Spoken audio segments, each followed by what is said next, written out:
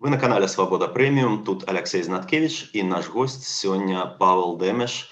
У свой час ён быў міністрам замежных спраў Словаччыны на пачатку 90-х, а цяпер ён даследчык нямецкага фонду Маршала. Hello, Mr. Демеш. Добрый день, Алексей. Рады вас пачуць і пабачыць. Thank you very much for agreeing. Дзякую, што пагадзіліся на гэта інтэрв'ю і знайшлі для яго час. Што вы думаеце пра нядаўна ўведзеныя еўразвязам санкцыі супраць некаторых галінаў эканомікі Беларусі?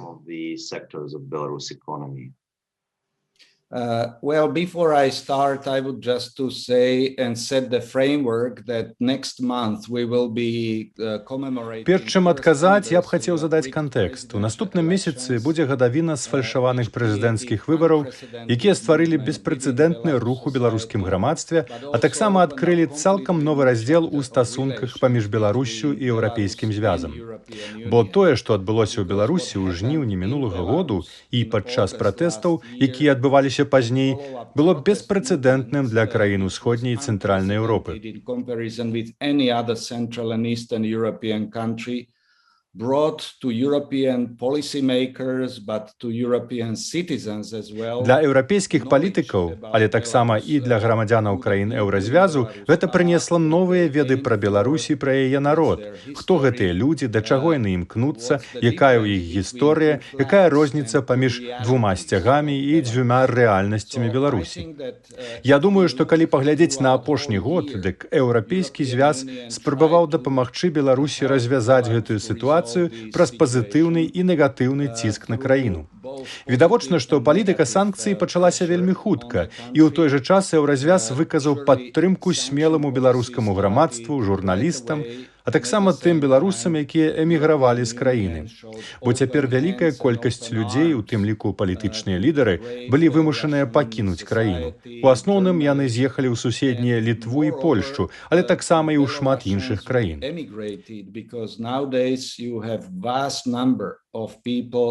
Including political leaders who were forced to leave the country, mostly to neighboring Lithuania, Poland, but to many other countries. Я сачу за Беларуссю апошнія 20 гадоў і маю шмат сяброў сярод беларусаў. Ніколі за гэты час еўразвяз не быў настолькі ўцягнуты ў дапамогу Беларусі. Пытанне санкцыяў заўсёды складанае ў міжнародных стасунках. Нешта працуе, нешта не. Нешта мае кароткатэрміновы ўплыў, а нешта будзе мець уплыў у доўгатэрміновай перспектыве.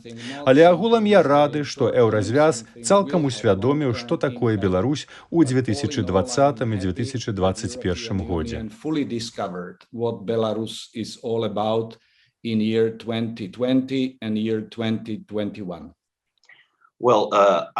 б хацеў пазней вярнуцца да пытання санкцыяў, але ці маглі б вы сказаць, на вашу думку, ці маюць цяпер еўразвяз і Злучаныя Штаты нейкую паслядоўную стратэгію, як сябе паводзіць у адносінах да рэжыму Лукашэнкі і да крызісу ў Беларусі? I would say that it is evolving and developing because situation in Belarus is so different in comparison with other countries.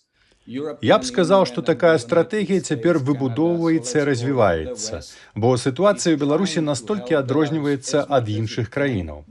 Еўрапейскі звяз, Злучаныя Штаты, Канада, назовем гэта захадам, спрабуюць па меры магчымасцяў дапамагчы Беларусі, але яны могуць выкарыстоўваць толькі тыя інструменты, якія маюць.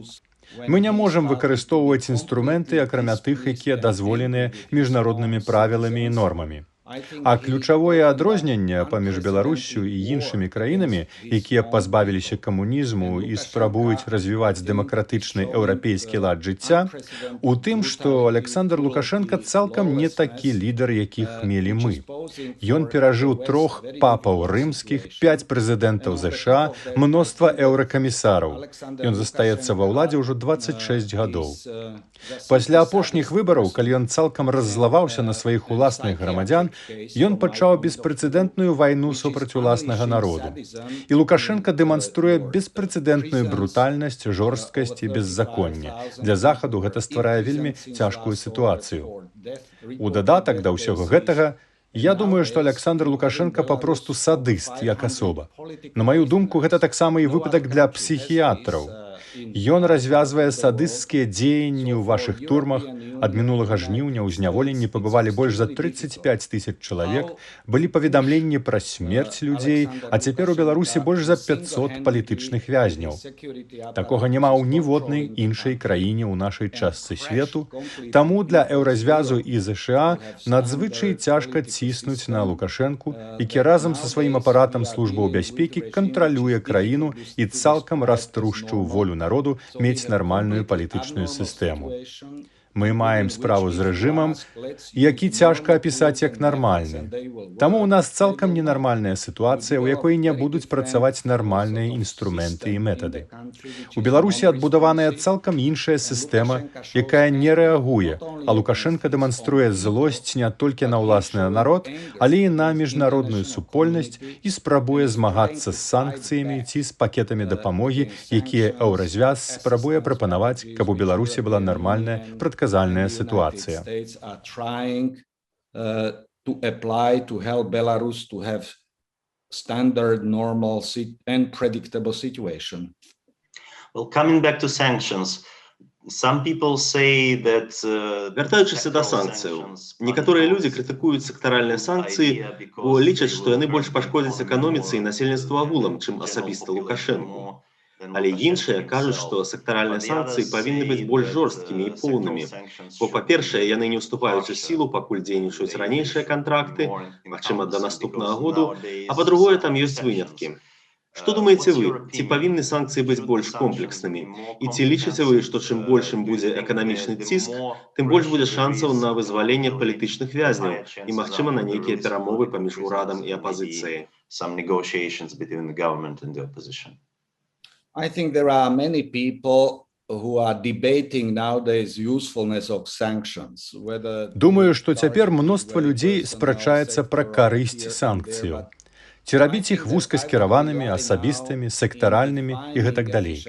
Я б у гэтым пытанні, у вызначэнні эфектыўнасці санкцыяў, пакладаўся на беларускіх палітычных лідараў, якія цяпер жывуць у выгнанні і маюць больш ведаў і разумення таго, як санкцыі ўплываюць на краіну. Бо тут ёсць не толькі эканамічны аспект, але і псіхалагічны. Мы пабачылі, што пасля ўвядзення санкцыяў Лукашенко скасаваў удзел ва ўсходнім партнерстве. Ён адкрывае межы для мігрантаў, ведаючы, што гэта вельмі адчувальная тэма для еўрапейскага звязу. Ягоная помста і злосць паказваюць, што санкцыі працуюць. Але я думаю, што цяпер ёсць шмат разумных беларусаў, як палітычных фігур, гэтак і аналітыкаў, якія могуць патлумачыць, якія санкцыі могуць быць больш эфектыўнымі і як не дазволіць пазбегнуць санкцый некаторым асобам, якія трапляюць у санкцыйныя спісы. Каб яны проста не перавялі свае кампаніі на імя сваякоў ці нейкіх сяброў. Ёсць шмат рэчаў, пра які мы даведаліся цягам году, якія кіраўніцтву еўразвязу і ЗША трэба браць пад увагу, каб дасягнуць мэты дэмакратызацыі Беларусі і захавання яе незалежнасці. Бо на карту пастаўлена пытанне пра незалежнасць Беларусі, а Лукашенко цяпер у нечым як камікадзе. Яго не хвалюе краіна і народ. Яго хвалюе толькі ён сам і ягоная будучыня, таксама будучыня ягонай сям'і і сяброў, тых, хто яго падтрымлівае. Як я ўжо казаў раней, у Лукашэнкі не класычнае палітычнае мысленне, а мысленне пакрыўджанага чалавека, які прагне помсты. Мысленне чалавека, загнанага ў кут. Бо ён ведае, што ягоныя дні ўжо злічаныя і думае пра тое, як пакараць тых, хто, на ягоную думку, кепска сябе паводзіў. Это нават можа быць увесь народ. Ці думае пра тое, як пакараць людзей не толькі ўнутры краіны, але і па-за яе межамі, якія замінаюць яму працягнуць ягонае знаходжанне ва ўладзе. Бо ён не ведае, што рабіць пасля прэзідэнцтва і якім тады можа быць жыццё. Мне здаецца, з гэтай прычыны вельмі цяжка разважаць пра санкцыі ў дробных дэталях. Але, як я ўжо таксама сказаў, ёсць шмат людзей з глыбейшымі ведамі, якія адсочваюць гэтую тэму і могуць рабіць змены ў санкцыях.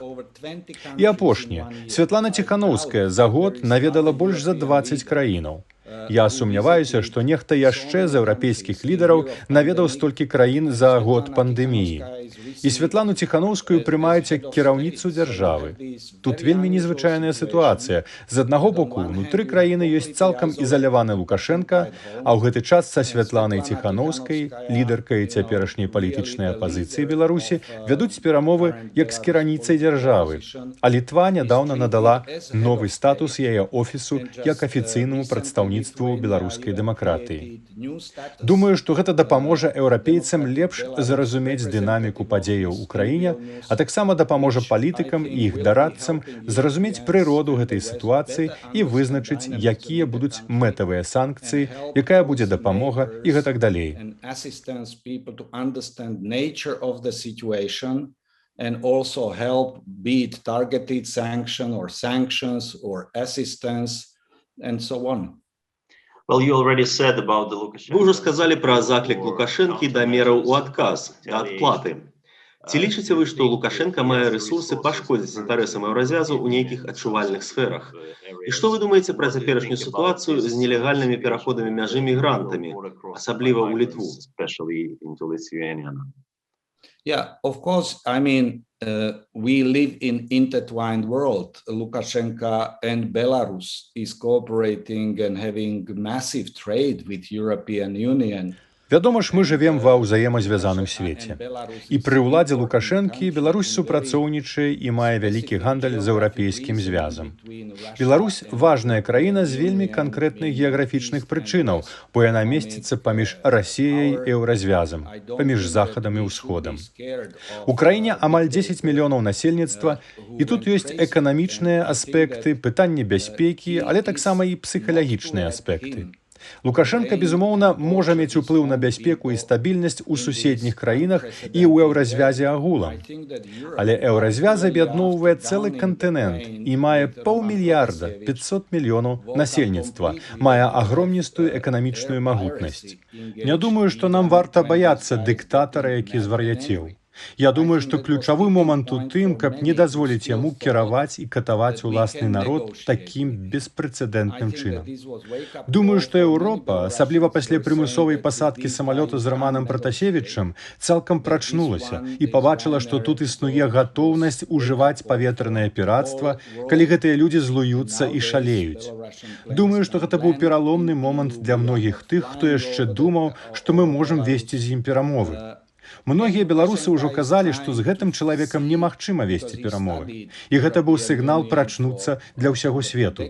Цяпер беларускія самалёты не могуць прызямляцца ў еўразвязе, а мы не можам лётаць над Беларуссю. Лукашенко вывучаў еўразвяз больш за 2 дзесяцігоддзі. Ён ведае нашыя слабыя, адчувальныя месцы. І ён будзе спрабаваць імі скарыстацца і пакараць нават нас. Ён мысліць нестандартна, і нам трэба быць да гэтага гатовымі. Але калектыўна мы ўжо ведаем, што ён за чалавек. Мноства смелых беларусаў унутры краіны змагаюцца за годнасць і свабоду, і беларусы могуць расказаць нам, што адбываецца. Мы можам захаваць надзею, што аднойчы Беларусь будзе нармальнай краінай у еўрапейскай сям'і. That once Belarus will be standard country within European family. Вы ўжо сказалі пра сувязі з Расіяй. Доўгі час некаторыя заходнія палітыкі і заходнія аналітыкі папярэджвалі, што калі занадта моцна ціснуць на Лукашэнку, гэта можа падштурхнуць Беларусь у рукі Расіі. Ці вы лічыце, што гэтыя папярэджанні дагэтуль абгрунтаваныя? No, it is not, and I didn't believe this even in past. Не, я так не лічу. І так не лічыў нават у мінулым. Думаю, што Лукашенко майстар блефаваць. Ён казаў расейцам, калі вы не дапаможаце нам танным газам, нафтам і іншымі рэчамі, дык вы штурхаеце нас на захад. І ён казаў захаду такую самую лухту, калі вы будзеце ціснуць нас у пытанні правоў чалавека і дэмакратыі, дык вы штурхаеце нас у рукі Расіі. Я думаю, што блеф скончыўся. Лукашенко цалкам страціў давер унутры краіны. Да яго няма павагі, ёсць толькі страх, злосць і прыніжэнне. Ён больш не бацька нацыі. Ён ператварыўся ў гангстэра і ўнутры краіны, і па-за яе межамі. І ў гісторыі Беларусі ён застанецца як надзвычай адмоўная фігура. Што б ён цяпер не рабіў, ён не зможа пакінуць добрую спадчыну прыстойнага беларускага лідара, які адыграў для сваёй краіны важную ролю. Таму я лічу, што нам цалкам не варта купляцца на гэты блеф. З другога боку, нам трэба размаўляць з расейцамі і мець справу з Расіяй. Мы павінны працаваць з Расіяй, каб прыдумаць, як развязаць сітуацыю і дабіцца нармальнай краіны пасля Лукашэнкі, дзе беларусы змогуць свабодна абіраць уласных лідараў і захоўваць сваю дзяржаўнасць.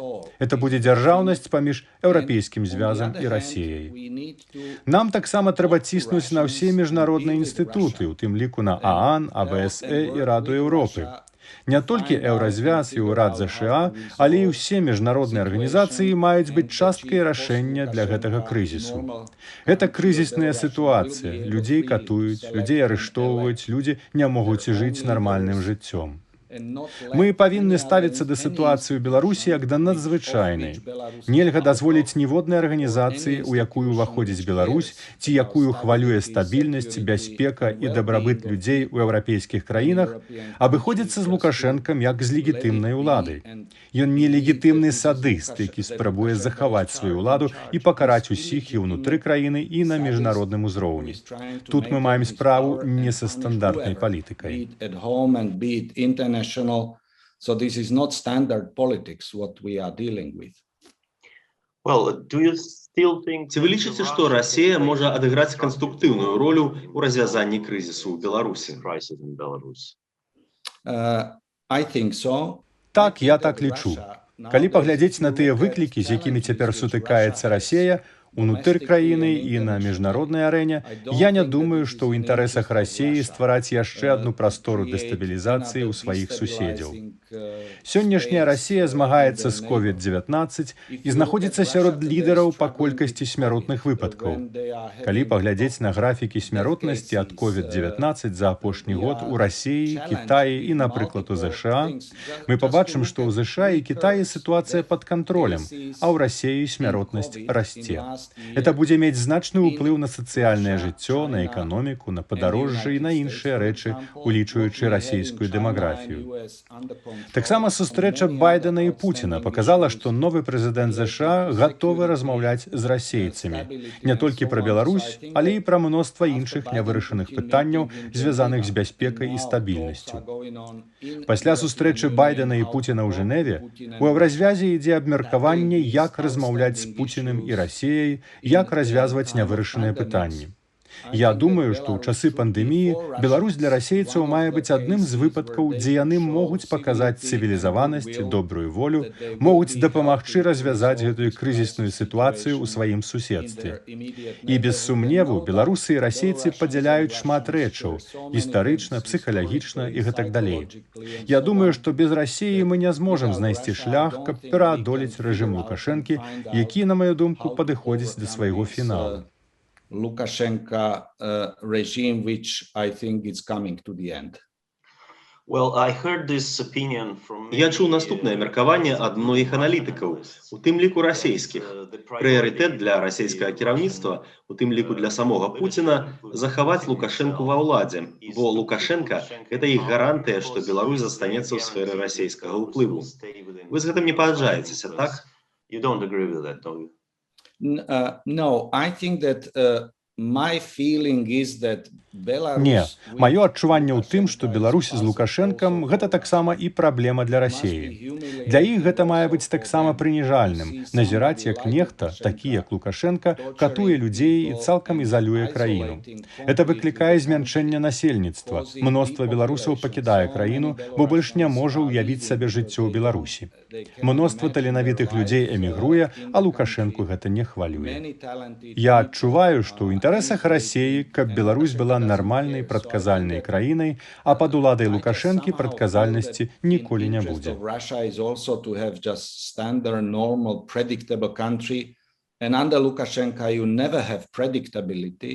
Выбачаюся, што перарву вас, але можна сказаць, што кіраўніцтва Расіі не хоча мець Беларусь як прадказальную краіну, а хоча мець яе як марыянетку ці нават як частку Расійскай Федэрацыі.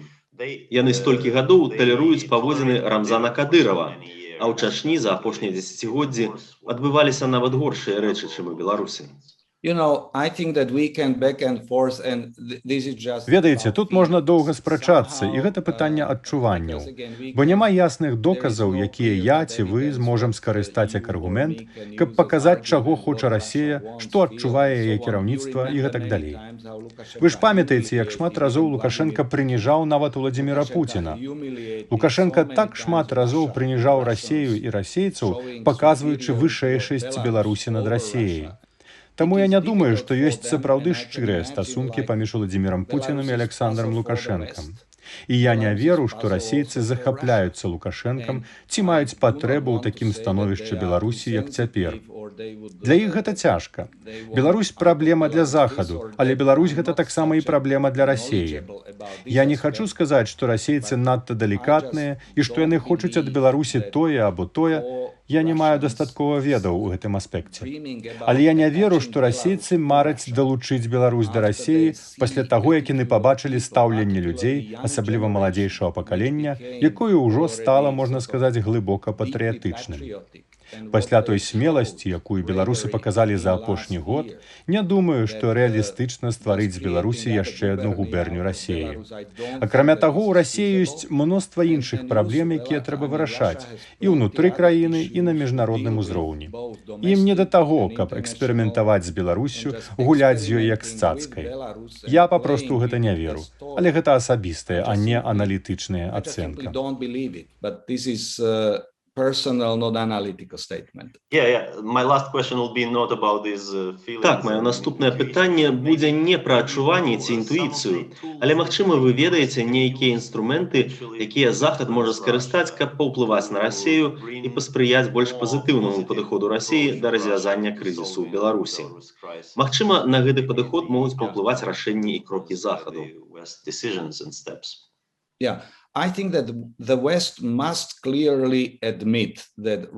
Так, я лічу, што Захад павінен ясна прызнаць, што Расея мае больш інструментаў і метадаў, каб паўплываць на развіццё падзеяў у Беларусі і, адпаведна, ставіцца да Расеі.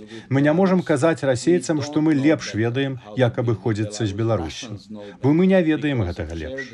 Расейцы ведаюць гэта лепш праз супольную гісторыю, геаграфічную блізкасць, дзяржаўны саюз і мноства іншых фактараў. Калі паглядзець на стасункі Расеі і Беларусі, яны нашмат багацейшыя і больш насычаныя, чым стасункі, якія калектыўна маюць Беларуссю ўвесь Захад. Нам трэба ставіцца да Расеі як да сур'ёзнага партнера і прадэманстраваць ім павагу ў гэтым сэнсе. Вядома ж, мы павінны ясна сказаць, якія нашыя межы. Я маю на ўвазе, што ключавое абмежаванне нумар 1 – гэта незалежнасць Беларусі як суверэннай дзяржавы. А другі важны момант – пераадоленне брутальных парушэнняў правоў чалавека. Пра гэтыя парушэнні казалі і ААН, і Рада Еўропы, і АБСР.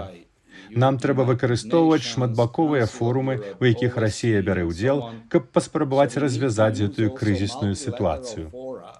Ключавы момант у тым, што мы павінны ставіцца да гэтага як да неадкладнай сітуацыі.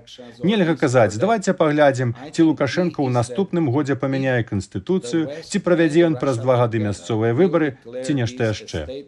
Калі Захад і Расея разам абвесцяць гэта надзвычайнай сітуацыяй з міжнароднымі наступствамі, тады ў нас будзе магчымасць зрабіць больш ясную дарожную мапу, якая прывядзе да развязання сітуацыі ў Беларусі. Але ці магчыма такое ў цяперашняй сітуацыі, калі Захад і Расея ў сур'ёзным канфлікце, амаль настолькі ж сур'ёзным, як паміж урадам Беларусі і Захадам? And this is what I already mentioned earlier. For Joe Biden, it was very tricky. Так, я пра гэта ўжо згадаў. Для Джо Байдена было вельмі няпростым рашэннем тое, ці трэба яму сустракацца і размаўляць з Уладзімірам Пуціним, пасля таго, як ён пазначыў Пуціна абразлівымі словамі ўсяго некалькі месяцаў да таго. Але нават прэзідэнт ЗША зразумеў, што нашмат лепш сустрэцца на нейтральнай тэрыторыі ў Швейцарыі і пагаварыць. Бо нам не трэба дадатковых канфліктаў у гэты час ковіду, эканамічнага спаду, дэстабілізацыі, зменаў клімату і гэтак далей. Перад намі стаіць мноства выклікаў, незалежна ад таго, ці мы вялікія, ці малыя, багатыя ці бедныя. Мы мусім глядзець на міжнародны парадак і міжнародныя стасункі цалкам па-новаму. Таксама, калі паглядзець на Кітай, які не быў моцна закрануты ковідам, хоць хвароба паходзіць адтуль, там яна пад кантролем, эканоміка расце. І гэта вымушае нас глядзець на больш маштабную карціну і ўзаемадзейнічаць з Расіяй у вырашэнні праблемаў, з якімі мы сутыкаемся. Вы маеце рацыю ў тым, што стасункі паміж Захадам і Расіяй вельмі напружаныя, і гібридная вайна для нас зрабілася рэальнасцю. Але нам трэба прыкладаць намаганні, каб размаўляць з расейцамі, каб паказаць ім, хто мы такія, за што мы выступаем, і паспрабаваць зменшыць гэтае напружанне, якое настолькі вырасла.